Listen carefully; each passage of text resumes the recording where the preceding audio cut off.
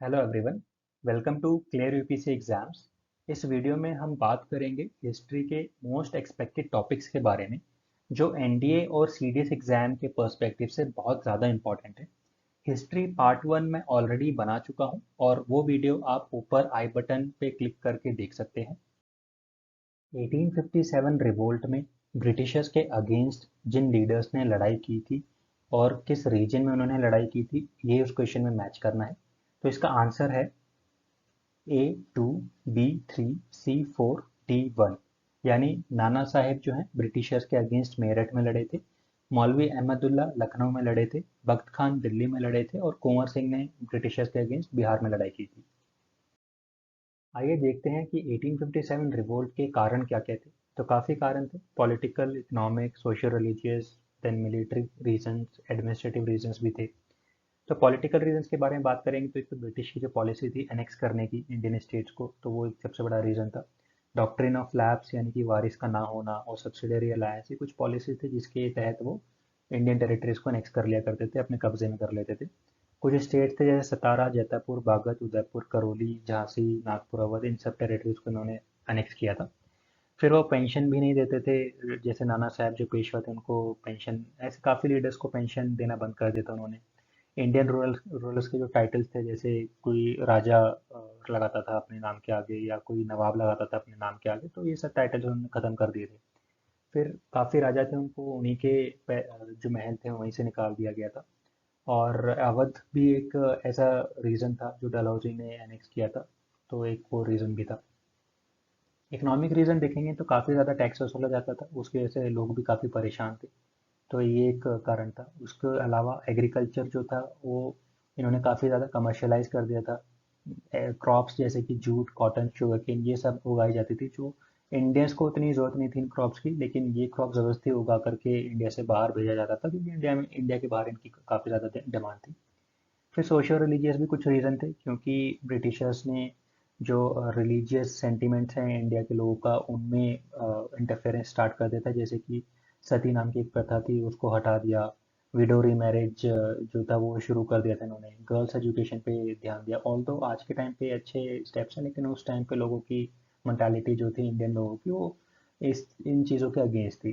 तो एक तरीके से इंडियंस को भी ये लगा कि ये तो हमारे प्राइवेट मैटर्स में दखलंदाजी कर रहे हैं ब्रिटिशर्स, तो एक रीज़न ये भी था। फिर क्रिश्चियन मिशनरीज को सपोर्ट कर रहे थे जो कि कन्वर्ट कर रहे थे इंडियन लोगों को, ये कुछ रीज़न थे। टेम्पल्स और मॉस्क पे टैक्स लगाना भी एक रीज़न था।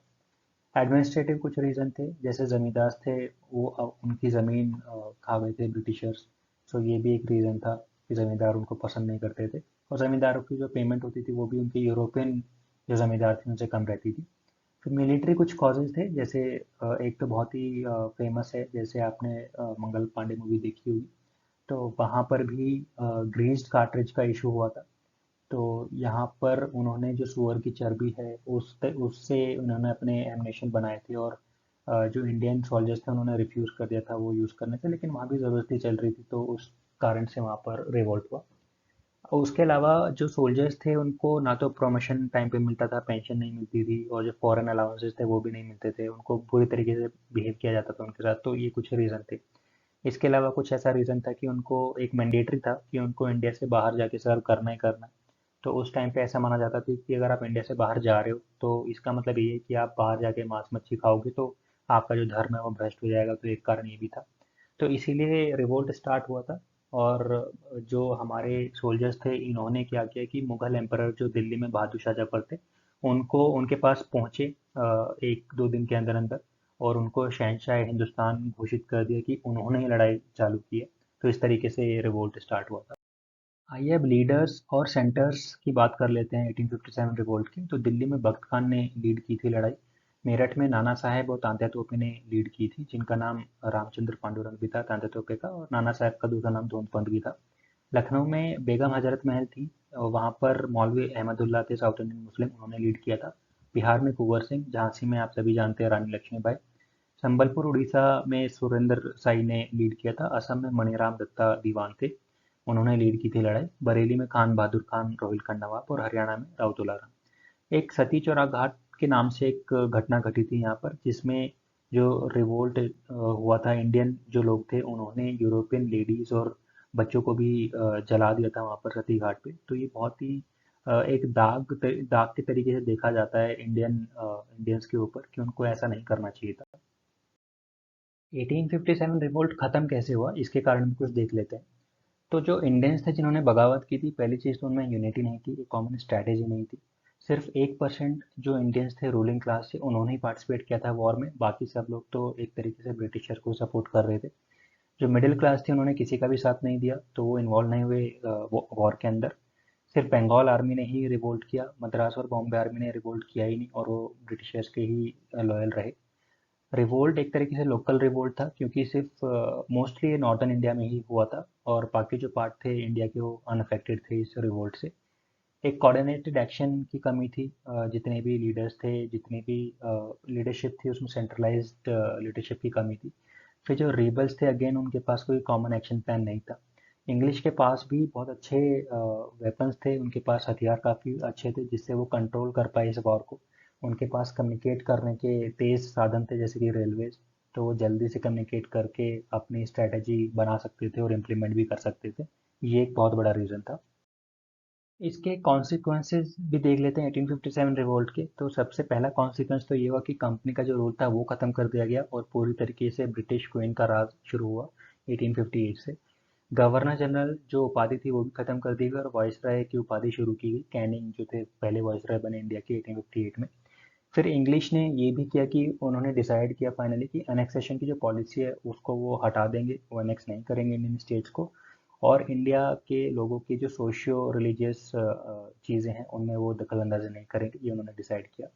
उन्होंने डिवाइड एंड रूल शुरू किया 1857 रिवोल्ट के बाद। आर्मी का स्ट्रक्चर भी चेंज किया उन्होंने। पहले जहां 1:4 यूरोपियन वर्सेस इंडियन सोल्जर्स हुआ करते थे, उनको अब 2:3 की रेशियो में कर दिया। तो मतलब कि यूरोपियन जो सोल्जर्स थे उनकी तादाद थोड़ी बढ़ा दी पूरी फौज में। और कास्ट बेस्ड रेजिमेंट्स क्रिएट किए गए, जैसे राजपूत की एक रेजिमेंट हुआ करती थी और मद्रास की एक अलग रेजिमेंट हुआ करती थी। इस तरीके से रेजिमेंट उन्होंने बनाई ताकि वो रेजिमेंट को ही एक तरीके से अलग कर सकें।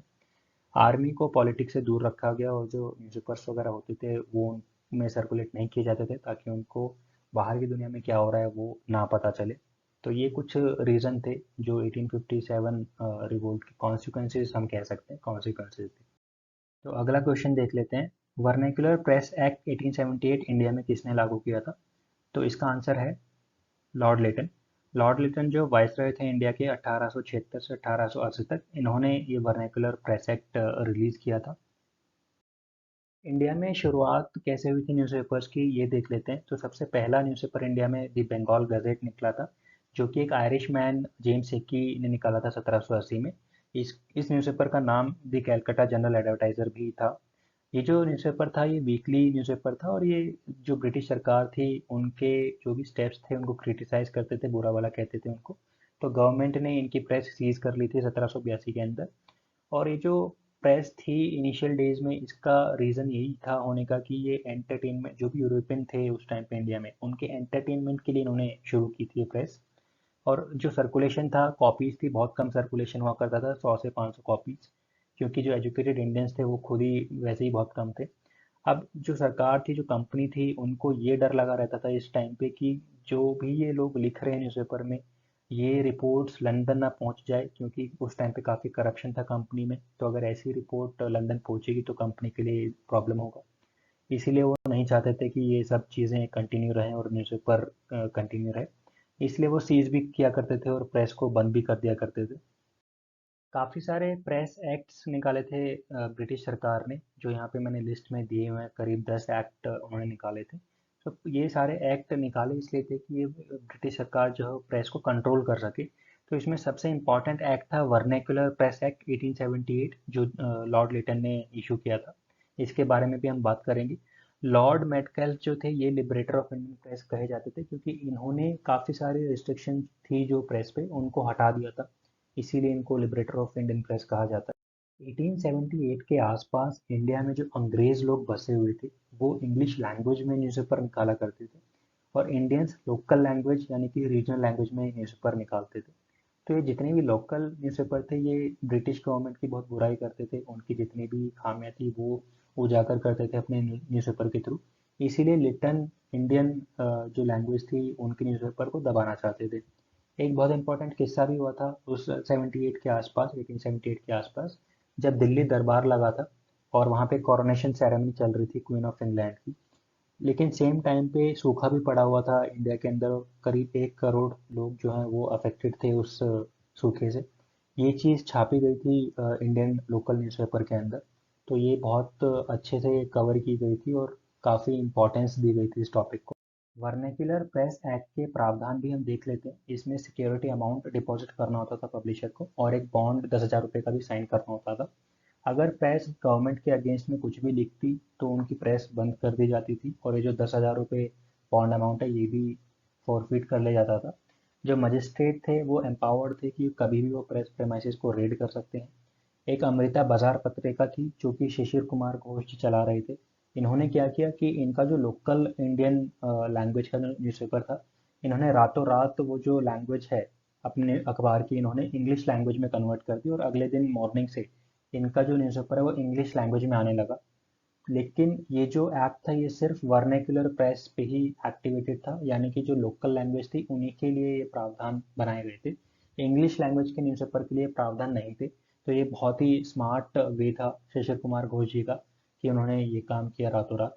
लेकिन लॉर्ड रिपॉन जो हैं जो लिटन के बाद आए थे वायसराय इंडिया के, इन्होंने इस एक्ट को 1881 में बंद कर दिया था, हटा दिया था, जो कि बहुत ही अच्छी चीज़ हुई थी उस टाइम पे। इंडिया के वायसराय लॉर्ड रिपॉन के टाइम पे कंट्रोवर्सी हुई थी जिसको इल्बर्ट बिल कंट्रोवर्सी भी कहा जाता है। इल्बर्ट जो थे वो रिपॉन की काउंसिल में लीगल मेंबर थे। उन्होंने एक बिल पास किया था जिसको इल्बर्ट बिल कहा जाता है और इस बिल में ये बोला गया था कि इंडियन जजेस जो हैं वो किसी भी यूरोपियन पर्सन को सजा दे सकते हैं। ये चीज़ जो है ब्रिटिश पार्लियामेंट को पसंद नहीं आई, क्योंकि वो यही सोच रहे थे कि जिन लोगों को हमने कानून सिखाया है वो हमें कैसे सजा दे सकते हैं। तो ये इस मैटर का पूरा इशू था, इसीलिए कंट्रोवर्सी हुई थी। और लॉर्ड रिपॉन जो है ये फादर ऑफ लोकल गवर्नमेंट भी कहा कहे जाते हैं, क्योंकि इन्होंने ही पंचायत का जो सिस्टम था वो इंडिया में स्टार्ट किया था। इंडियन सिविल सर्वेंट्स के ऊपर भी बात कर लेते हैं क्योंकि ये काफ़ी आता है क्वेश्चन पेपर में, एनडीए और सीडीएस दोनों में आता है। तो सत्येंद्र नाथ टैगोर जो कि रविंद्रनाथ टैगोर के भाई थे, वो पहले सिविल सर्वेंट थे इंडिया के। उन्होंने 1863 में ये एग्जाम पास किया था। Second Indian civil servant servant थे एस एन बनर्जी, सुरेंद्रनाथ बनर्जी, जिन्होंने 1869 में एग्जाम पास किया था और उनकी पोस्टिंग सिलहट में हुई थी, लेकिन इनको बाद में रिजेक्ट कर दिया था 1874 में, क्योंकि ये पाया गया कि उनका जो एज है वो उन्होंने सही नहीं बताई थी, तो ये टेक्निकल रीज़न देख के उनको हटा दिया गया था। सुरेंद्रनाथ बनर्जी जो हैं वो काफ़ी टैलेंटेड थे, उनको इंडियन बर्क और सुरेंद्रनाथ बनर्जी भी कहा जाता है। अगला क्वेश्चन देख लेते हैं।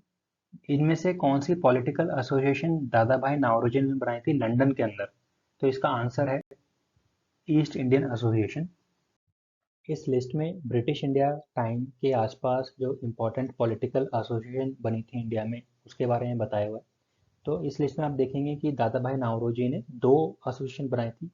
पहली ईस्ट इंडिया एसोसिएशन लंदन में 1866 में उन्होंने बनाई और दूसरी बॉम्बे एसोसिएशन बॉम्बे में बनाई थी उन्होंने 1852 के अंदर। इसके अलावा इम्पॉर्टेंट ये भी है कि सबसे पहली एसोसिएशन जो है बंग भाषा प्रकाशिका सभा बनी थी 1836 में। ये राजा राम मोहन राय के एसोसिएट्स ने बनाई थी। दूसरी जमींदारी एसोसिएशन बनी थी जिसको लैंड होल्डर सोसाइटी भी कहा जाता है, 1838 में द्वारकानाथ टैगोर जी ने बनाई थी। बंगाल ब्रिटिश इंडिया सोसाइटी, ये भी एक एसोसिएशन 1843 में बनी थी। और इसका जो एम था ये यही एम था कि जो भी इंफॉर्मेशन है इंडिया में क्या हो रहा है उस टाइम पे उसको कलेक्ट करके वो सभी लोगों में शेयर करेंगे, बांटेंगे, जितना फैला सकते हैं उतना फैलाएंगे।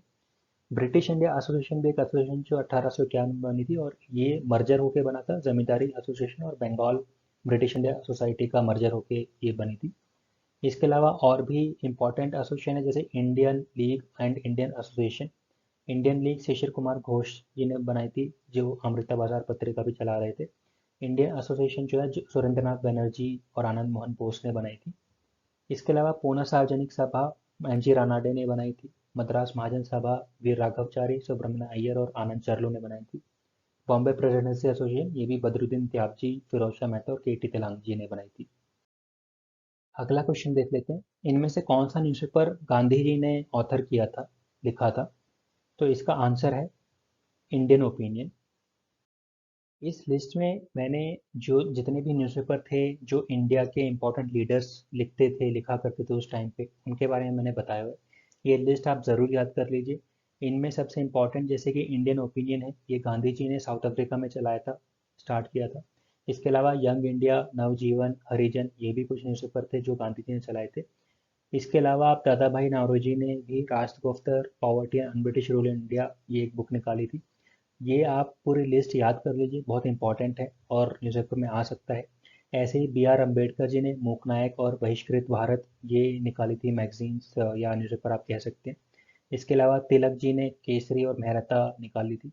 सचिन सान्याल ने बंदी जीवन एक न्यूज़पेपर निकाला था, और रविंद्र घोष ने भी कर्मयोगिन धर्मा, ये चीज़ निकाली थी उस टाइम पे। बाकी लीडर्स जो हैं उन्होंने जो भी न्यूज़पेपर और बुक्स लिखी थी उनकी भी मैंने डिटेल यहाँ पे दी हुई है, आप इसको ज़रूर याद कर लीजिए, बहुत इंपॉर्टेंट है, इसमें से कुछ भी पेपर में आ सकता है। कुछ सोशल वर्कर्स और उन्होंने कौन कौन सी ऑर्गेनाइजेशंस बनाई थी अपने टाइम पे, इसकी लिस्ट भी मैंने यहाँ पे शेयर की हुई है, आप इसको ज़रूर याद कीजिए। जैसे कि सबसे इम्पोर्टेंट है, ब्रह्म समाज की स्थापना राजा राम मोहन राय जी ने की थी 1828 के अंदर। इसके अलावा आत्मीय सभा का स्थापना भी राजा राम मोहन रॉय जी ने किया था 1814 में। इसके अलावा precepts of Jesus, anti sati struggle, ये भी उन्होंने काफ़ी योगदान दिया इन चीज़ों में। हिंदू कॉलेज जो है डेविड हेयर ने कलकत्ता में शुरू किया था 1817 के अंदर।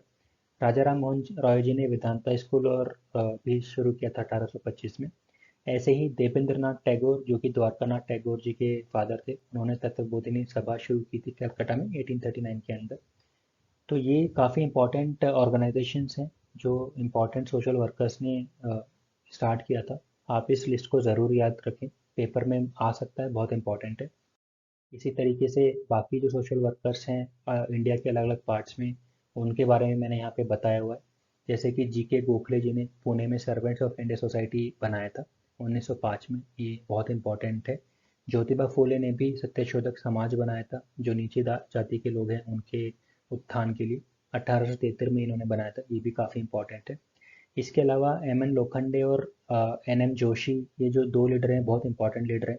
इन्होंने जो स्थापना की थी ऑर्गेनाइजेशन की, वो बॉम्बे मिल हैंड एसोसिएशन और सोशल सर्विस लीग, इस तरीके के कुछ इन्होंने ऑर्गेनाइजेशन बनाई थी। तो ये आप याद रखिए, बहुत इंपॉर्टेंट आ सकता है न्यूज़पेपर के अंदर। ऐसे ही साउथ इंडिया के भी कुछ एसोसिएशन थे, ऑर्गेनाइजेशंस थे, वहाँ के जो इम्पोर्टेंट सोशल वर्कर्स थे, जैसे कि श्री नारायण गुरु सबसे बड़े। तो इन्होंने भी श्री नारायण गुरु धर्म परिपालन मूवमेंट शुरू की थी 1902 के अंदर केरला में। ये भी जो नीचे जाति के लोग थे उनके उत्थान के लिए इन्होंने शुरू की थी। इनके जो डिसिपल थे, साधारण अयप्पन, बहुत इंपॉर्टेंट थे, इन्होंने भी काफ़ी योगदान दिया इस मूवमेंट के अंदर। इसके अलावा ईवी रामासामी, जिनको पीआर के नाम से भी जाना जाता है, इन्होंने मद्रास प्रेसिडेंसी एसोसिएशन शुरू की थी। जस्टिस मूवमेंट भी मुदलियार नायर और त्यागराज जी ने शुरू की थी मद्रास में। तो अगेन मैं आपसे यही रिक्वेस्ट करूँगा कि इस लिस्ट को आप अच्छे से पढ़ लें, याद कर लें, क्योंकि इसमें से कुछ भी आ सकता है। ऐसे ही कुछ और ऑर्गेनाइजेशन है इस लिस्ट के अंदर, जैसे कि सबसे इम्पोर्टेंट है Indian home rule society London में, ये श्याम जी कृष्णा वर्मा ने शुरू की थी।